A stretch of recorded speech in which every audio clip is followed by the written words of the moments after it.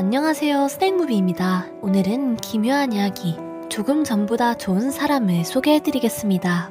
오전 10시 주인공 코이치는 알람 소리를 듣고 깨어났는데 오늘이 바로 오매불만 기다리던 여자친구의 생일입니다. 작년 코이치는 일 때문에 여자친구의 생일을 잊어버렸는데 그때 여자친구가 단단히 화가 났었습니다. 코이치는 다음번 생일을 최고로 멋지게 만들어주겠다고 약속했습니다. 오늘을 위해 코이치는 미리 계획을 다 짜놨습니다. 10시 기상, 12시 은행에서 현금 인출, 오후 2시 전에 받은 반지 구입, 4시 미용실에서 머리 손질, 저녁 7시 호텔에서 만나 스위트룸에서 로맨틱한 청혼. 오늘 일을 생각하니 코이치는 웃음이 절로 나옵니다. 이때 TV에서 모 프로그램을 방송하는데 코이치는 크게 신경 쓰지 않았습니다. 사회자는 처녀자리인 사람이 오늘 목적을 달성하려면 사람들을 친절하게 대해야 하고 행운의 색은 빨간색이라고 합니다. 은행에 가려고 전철을 탄 코이치는 노약자 전용석에 앉는데요. 이때 전철 문이 열리고 한 할머니가 코이치를 향해 걸어옵니다. 코이치는 주위를 둘러보고 자리를 양보할 사람은 자신밖에 없다는 걸 알고도 일부러 눈을 감고 자는 척합니다. 전철이 출발하자 할머니는 휘청이며 넘어졌는데 순간 할머니의 얼굴이 일그러졌습니다. 그러자 화면이 바뀌고 또다시 오전 10시가 되었는데 코이치는 방금 전 모든 게 꿈인지 생시인지 헷갈립니다. 코이치는 다시 준비하고 문이 나서는데 TV에서는 저번과 똑같은 내용의 프로그램을 방영하고 있습니다. 코이치는 모든 상황이 방금 전과 똑같은 걸 발견하고 설마 하는데 할머니가 다가오고 있습니다.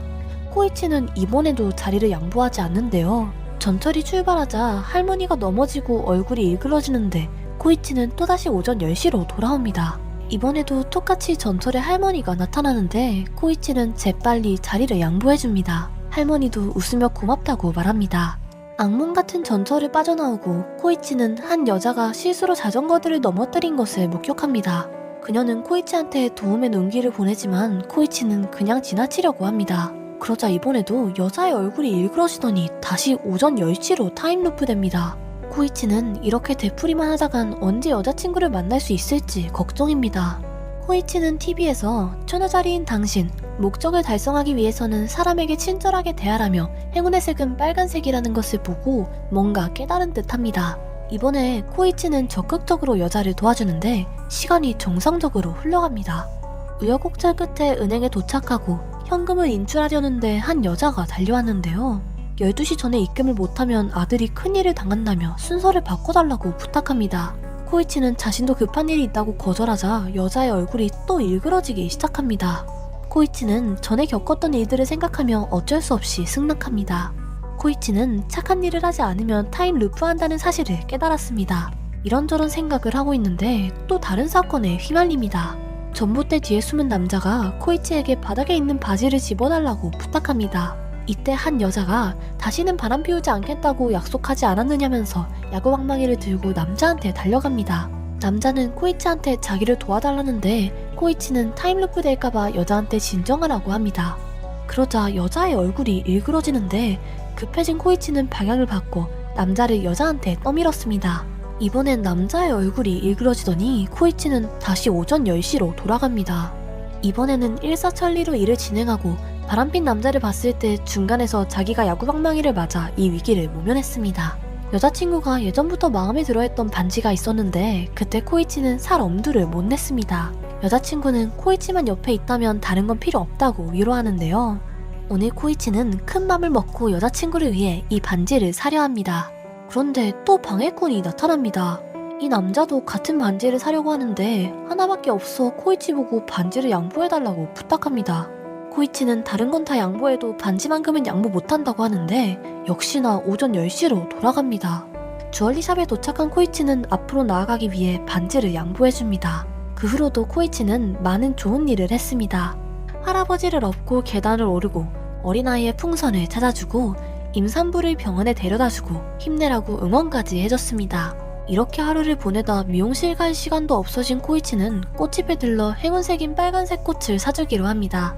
그런데 건물 위층에 갑자기 불이 나 어린아이가 건물 안에 갇혔습니다.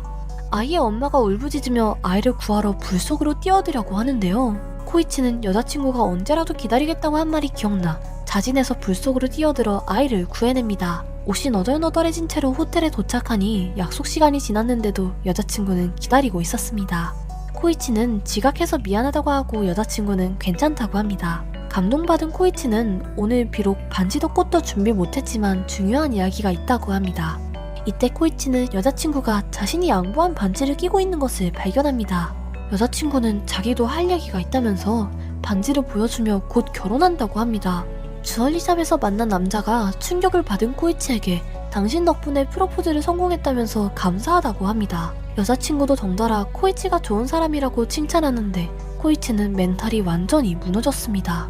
코이치는 옆에 있는 안내판을 들고 두 사람에게 달려갑니다. 화면이 바뀌고 10년 후 코이치는 노벨 평화상을 받습니다. 10년 동안 그는 가난하고 힘든 사람들을 위해 각종 봉사활동을 했으며 그의 희생 정신과 행동이 세계인의 인정을 받게 되었습니다. 코이치는 수상소감에서 사람들은 항상 나한테 왜 이렇게까지 좋은 일을 많이 하느냐고 묻는데 이렇게 하지 않으면 자신의 인생을 한 발자국도 나아갈 수 없기 때문이라고 합니다. 코이치는 시상하는 중 카펫에 걸려 넘어지는 여자 스텝을 부축해주는데 관객석에서 박수갈채가 쏟아집니다. 이때 옆에 있던 사회자가 낮은 소리로 코이치한테 말을 거는데 알고 보니 코이치가 그의 발을 계속 밟고 있었습니다. 사회자의 얼굴이 일그러지고 코이치는 큰 소리로 안 돼라고 울부짖으며 이야기는 엔딩을 맺습니다. 이야기처럼 사람이 항상 착한 일만 해야 한다면 사회가 더 좋아질까요? 착한 일을 하는 것은 좋지만 지나친 양보를 하다가 인생에서 중요한 기회나 인연을 놓칠 수도 있겠죠.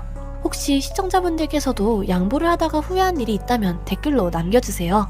스낵무비였습니다. 재미있게 시청하셨다면 구독, 좋아요, 공유 부탁드립니다.